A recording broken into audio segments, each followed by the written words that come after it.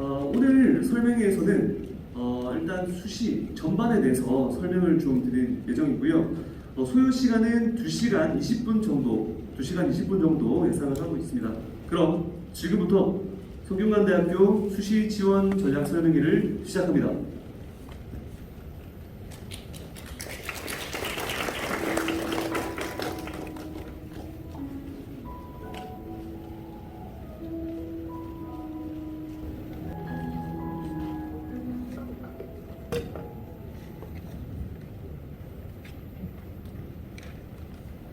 그래서 저도 오늘 최선을 다해서 여러 가지 정보들을 드려서 성균관대 원서를 자신 있게 지원할 수 있도록 도와드리도록 하겠습니다.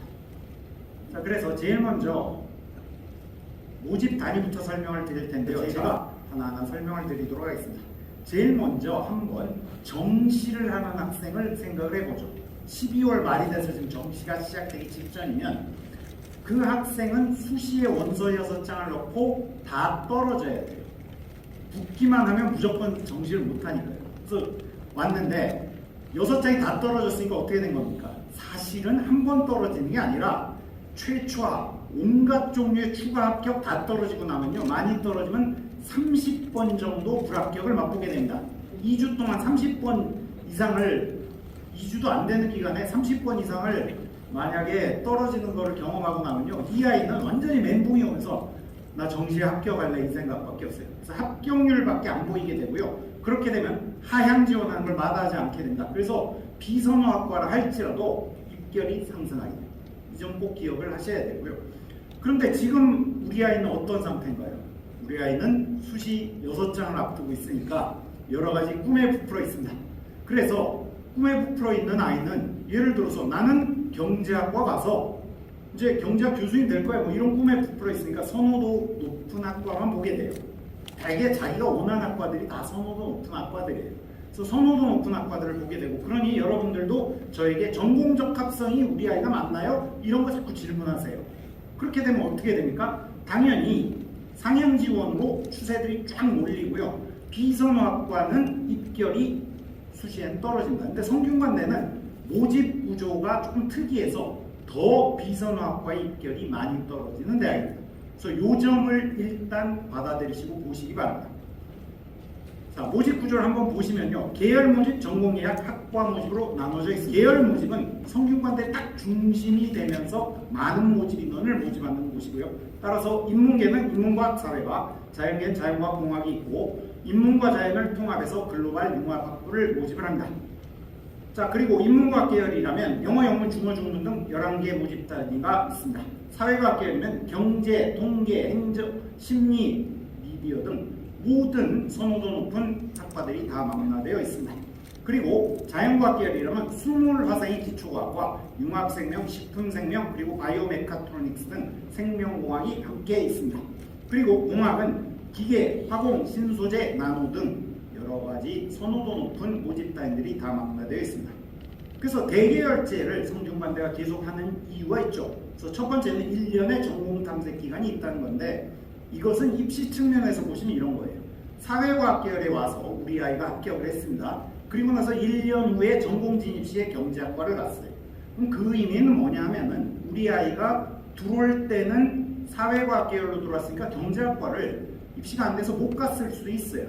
근데 1년 정도 자기가 차분히 해서 경제학과에 목표하는 데를 가게 될 수 있다.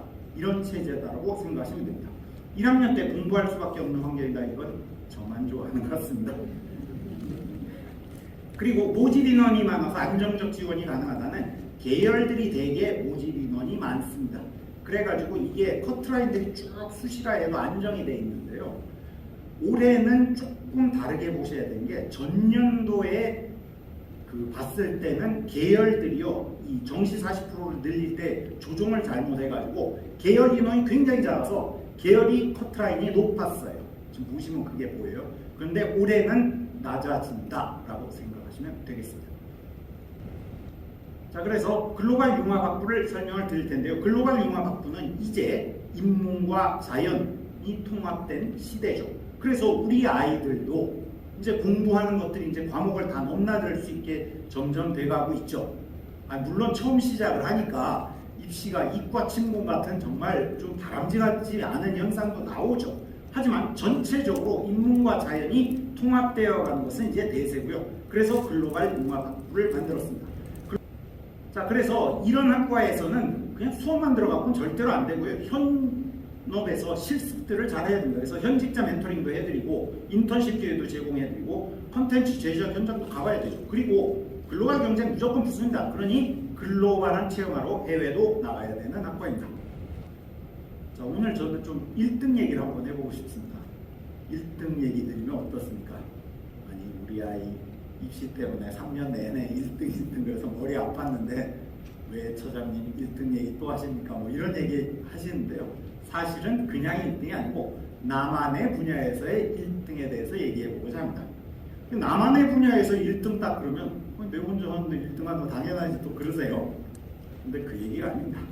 나만의 분야라는 것은 나만의 분야는 내가 우리 아이죠.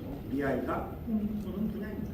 그런데 그 꿈꾸는 분야를 자기 스스로 서서히 공부도 하고 해서 확대를 해서 세상을 설득을 하고 그게 성공하고 나면 나는 퍼스트 무버로서 자연스럽게 그 분야에서 1등을 하게 되는 걸 말합니다. 성균관대가 현재 기르고자 하는 인재로서 주목하는 모습이 바로 이거예요.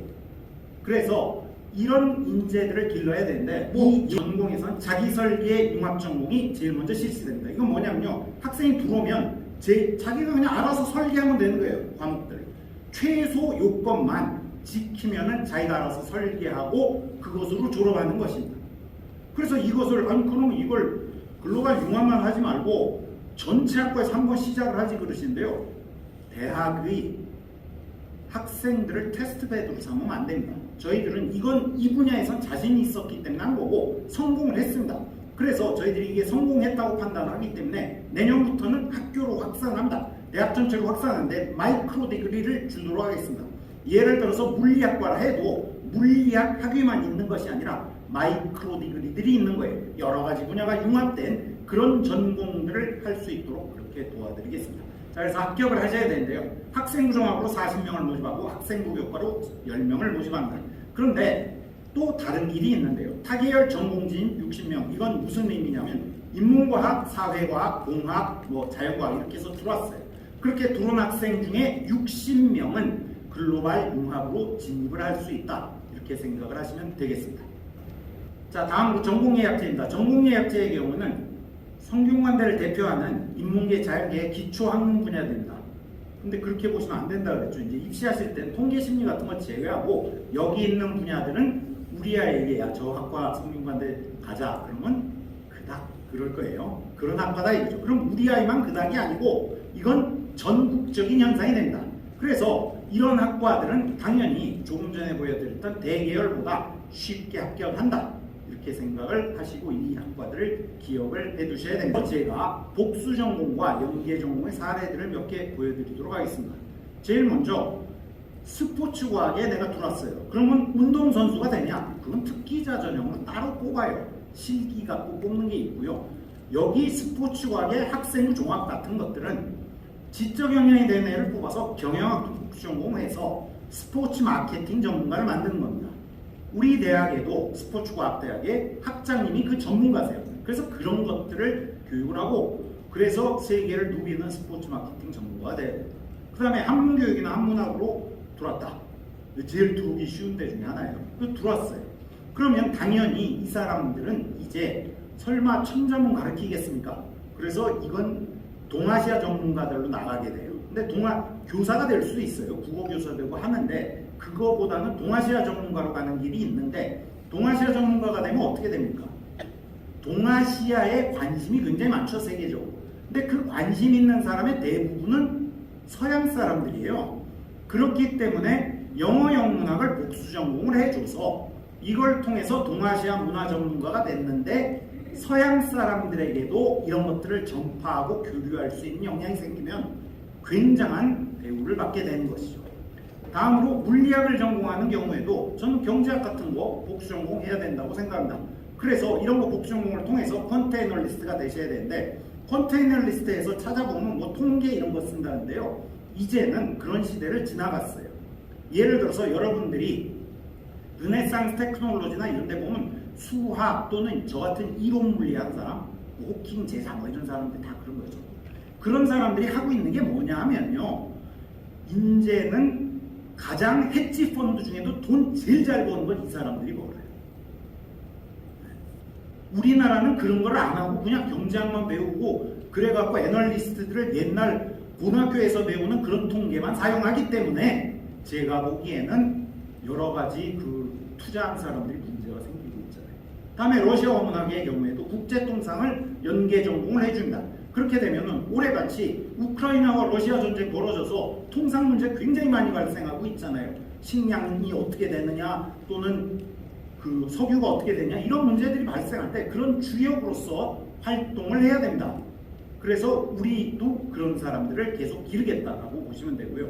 그 다음에 건설환경공학부가 있습니다. 건설환경공학부 그러면 건설환경공학부를 다 뭐 이렇게 댐이나 짓거나 요 아파트 짓는 이런 걸 생각하시는데 그게 아니고 이제는 소프트웨어학을 복수 전공을 해서 스마트 시티 디자이너가 되셔야 됩니다.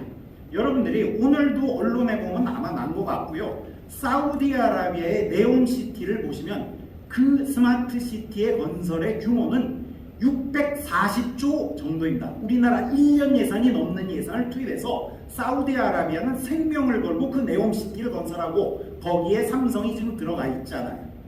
그래서 세계적인 수준으로 이런 걸 할 수 있어야 되고요. 성균관대에는 김돈현 교수님이라는 뉴욕타임즈에도 나온 세계 최고의 스마트 시티 전문가 계시고 그분한테 배워서 이런 일들을 주도를 하셔야 됩니다. 자, 그러니 마지막으로 학과 모집을 보실 텐데요. 학과 모집은 인문계라면 글로벌 리더, 글로벌 경영, 글로벌 경제가 있습니다. 그리고 경영이 별도로 있고요. 자연계라면 의예, 소프트웨어, 반도체, 그리고 글반에 전자전기, 약학이 있습니다. 자, 제가 글로벌 리더부터 설명을 드립니다. 글로벌 리더는 아주 학생들 중에요. 아주 직접적인 목표를 가진 사람이 있어요. 그래서 성균관대의 경우에는 그런 다이렉트한 길을 하나 열어야겠다 해서 만든 게 바로 글로벌 리더학입니다. 글로벌 리더학의 경우에는 그래서 트랙으로 딱 로스쿨 가자, 그래서 법조계 가자는 트랙하고 행정고시 빨리 패스하자는 트랙 두 개로 나눠져 있습니다. 그 다음에 글로벌 경제입니다. 글로벌 경제는 경제학과 교수님 만들자 최고대학에서, 그리고 글로벌 파이낸스 기업 골드만삭스 같은데 취업을 시키자, 이런 학과가 되겠습니다. 그래서 먼저 교수를 만들려면 수학을 잘해야 돼요. 근데 우린 인문계 아이들을 많이 뽑습니다. 그죠? 그래서 인문계 아이들 위주로 이제 뽑아가지고 수학이 좀 부족하니까 아예 여기는 100% 전임 교원들이 수학과 출신도 계시고 해서 교육을 시켜서 기준을 딱 정해갖고 있는데 아이비리그 대학의 경제학과의 대학원에 유학을 할 수 있게 하자. 그 정도까지 수학을 시켜서 올려드립니다. 그리고 학자가 되는 길을 또 마련을 해드려야 돼서 학부 때부터 국제학술대회나 경제학술제에 참여를 하도록 해요. 그래서 뭐 게이오, 인디애나 이런 데들하고 해서 거기 가가지고 같이 자기가 연구한 것을 영어로 발표를 하고 토론도 하면서 이제 학자로서 자라는 길도 저희들이 다 있어가지고, 자, 이러고 나면 당연히 한수를 더 떠서 외국 대학도 한번 가봐야죠. 그래서 글로벌 복수하기를 추천드립니다. 에섹스나 버밍햄에서 하실 수 있는데요. 버밍햄 골랐다 그러면 성균관대 글로벌 경제에서 내학기 하고, 그리고 가서 버밍햄에서 내학기 하면 4년 만에 졸업하는데 성균관대 학위 하나, 그리고 버밍햄 학위 하나, 이렇게 두 개 하시는 거예요. 그런데 이때 가셨을 때 잘해야 돼요. 그래야 추천서를 좋은 걸 여기 교수님한테 받으세요. 그러면 유학도 좋은 데를 갈 수 있는 거고 글로벌 기업의 취업도 쉽게 할 수 있다, 이렇게 생각을 하셔야 됩니다. 그 다음에 한국은행이나 금융감독원 같은 이제 공공기관에 이게 취업을 많이 하는 학과입니다. 그리고 나서 당연히 뭐 금융 관련 기업이야 여러 개 돼서 이제 올라가고 하는 데고요. 대기업에도 취업 많이 하고요. 로스쿨 갔다가 법무법인에도 많이 가고 있습니다. 그리고 대학원 이제 공부하는 학과다 보니까 또 대학원 가는 것도 많이 갑니다. 그래서 성균관대라면 퀀트 경제대학원이 있습니다. 여기는 뭐 BK도 받고 굉장히 알찬 내용들, 또 좋은 내용들도 구성이 돼서 아이들이 많이 가고요. 동시에 해외로 갈 때는 런던 정경대나 UCLA, 그리고 존스 홉킨스 이런 데들로 유학을 가고 있습니다. 다음으로 글로벌 경영입니다. 글로벌 경영은 글로벌 CEO 만든 학과라 그랬죠. 그래서 여러분들이 파이낸스 스트래티지 마케팅 오퍼레이션 3학년 1학기 다 배웁니다. 어느 경영학과 가도 배워요. 그래서 그 어느 대학의 경영학과를 가도 이거 배우고 나면 어떻게 됩니까? 그냥 학점 받고 끝납니다.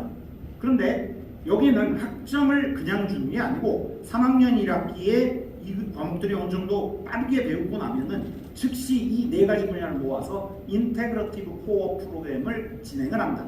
이건 뭐냐면요, 팀을 짜요. 그래갖고 여기 나오는 기업 같은 것들을 하나 골라요. 그런 다음에 팀을 짜서 사업 전략 보고서를 영어로 수백 페이지를 팀별로 다 써야 돼요. 그리고 이 팀 간에 영어로 또 토론 배틀 붙어야 되는 겁니다. 그러니 학기 말에 이것까지 해야 되니 얼마나 힘들겠어요. 근데 이런 트레이닝을 통해야 결국은 제가 보기에 경영기획제 실무 경험이 쌓이면서 기업에 갔을 때 핵심 인재가 됩니다. 그리고 나서 이것이 글로벌 CEO 양성으로 연결이 되죠. 자, 그리고 나면 해외 학생들하고 당연히 교류도 하고 해외에서 수업도 받아야 되죠. 그래서 교환학생 가는 게 의무고요. 뭐 인디애나나 사이먼 프레이저 이런 데 가면 됩니다. 그래서 이 경우에는 의무이기 때문에 성균관대에서 비용은 전부 부담하도록 하겠습니다. 자, 그리고 나서 당연히 글로벌 복수하기 하는 것도 추천드립니다. 인디애나 대학의 켈리 스쿨에 가서 하시면 되는데 성균관대 글로벌 경영에서 4학기 하시고 켈리에서 4학기 하시면 4년 만에 졸업하는데 성균관대학이 하나 그리고 인디애나 대학이 하나 이렇게 두 개 하시는 거예요.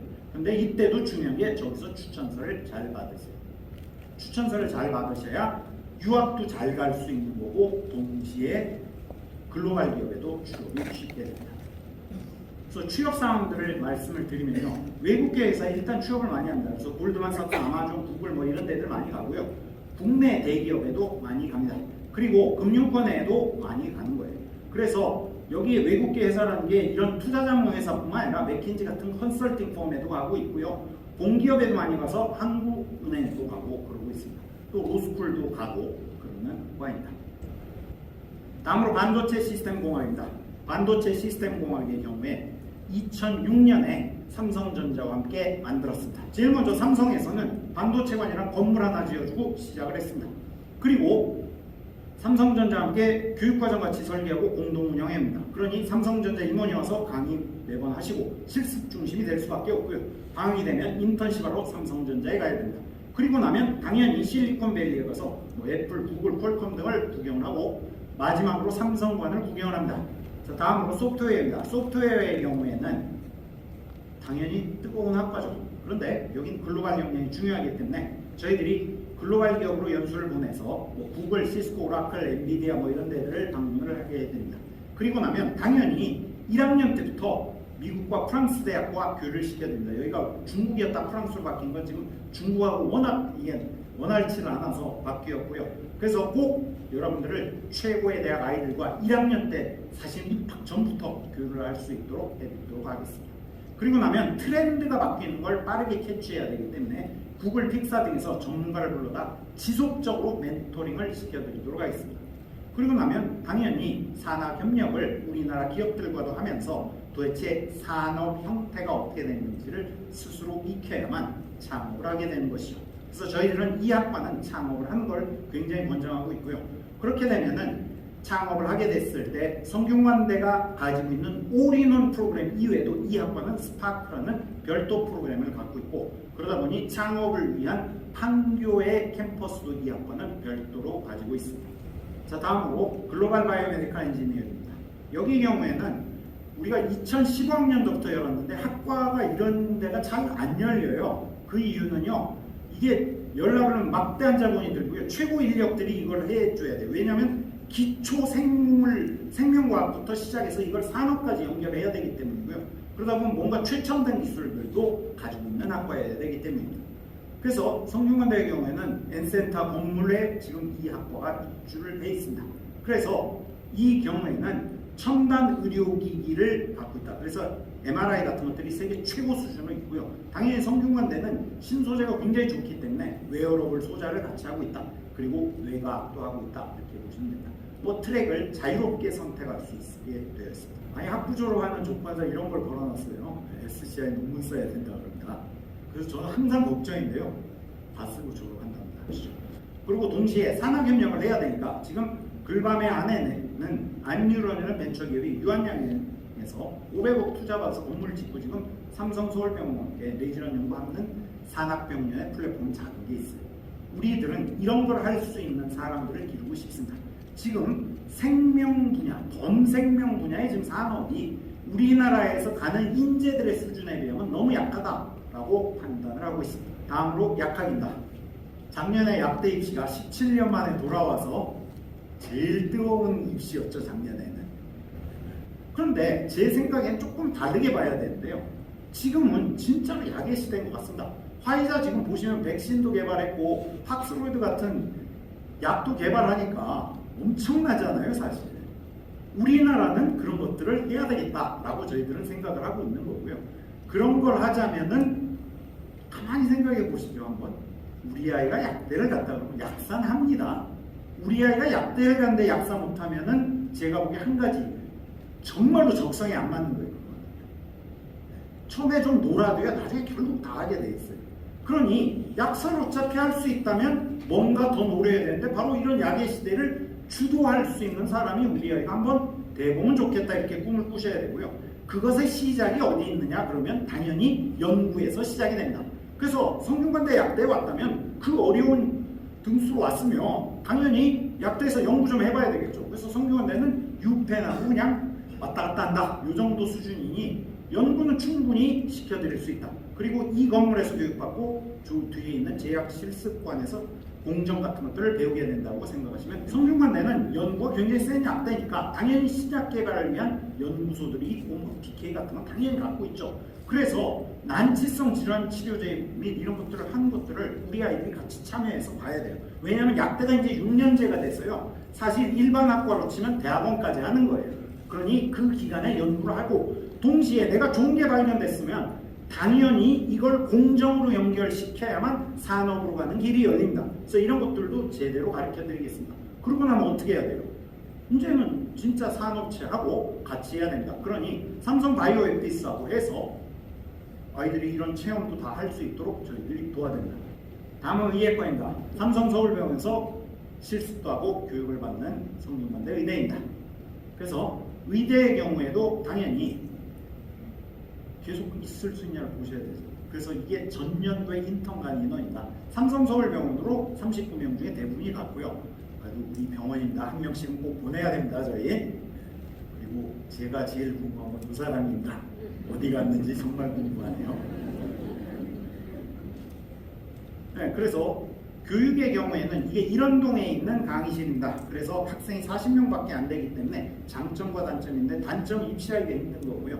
장점은 아이들이 오고 나면 교육은 560분에서 570분의 교수님이 마음껏 시키십니다. 그러니 메디컬 에듀케이션 그랜드 라운드 같은 콜로퀴움 수업을 그냥 의대인데도 해버립니다. 그런 것들 하고 나면 당연히 글로벌 역량 쌓아야 되니까 일렉티브 프로그램 하러 가는데요. 예일, 스탠포드, 콜롬비아, 워싱턴, 코넬 뭐 이런 데 골라서 가면은 4주 동안 하고 나면은 성균관대가 다 돈을 의대에서 대줍니다. 자, 그러다 보니 성균관대와 삼성이 하고자 하는 것은 성균관대와 삼성 서울병원 그리고 연구소들 그리고 삼성 바이오로직스나 바이오에피스 같은 기업들하고 같이 산학병연의 복합체를 이런 거대 복합체를 세계 유일로 만들고 의료산업을 리드하는 게 저희들의 목표입니다. 자, 그렇게 해서 이런 게 하고 싶으니 어떻게 되겠어요? 아무 의미가 없죠. 자녀를 보내시면 자녀가 돌아서 내 자녀가 무슨 혜택이 있는데라고 물으셔야 됩니다. 그러니 성균관대 의대가 생각하는 것은 MD, PhD, 프로페서, CEO를 만드는 것입니다. 자, 그래서 이제까지 제가 학과들을 쭉 소개해 드렸는데요. 이제는 성균관대 설명회 다 들었으니까 학과 설명 다 들었으니까 여기 써야겠다 감이 딱 잡히셨어요? 그래서 이제부터 하나하나 입시를 천천히 깨드리도록 하겠습니다. 제일 먼저 배치표입니다.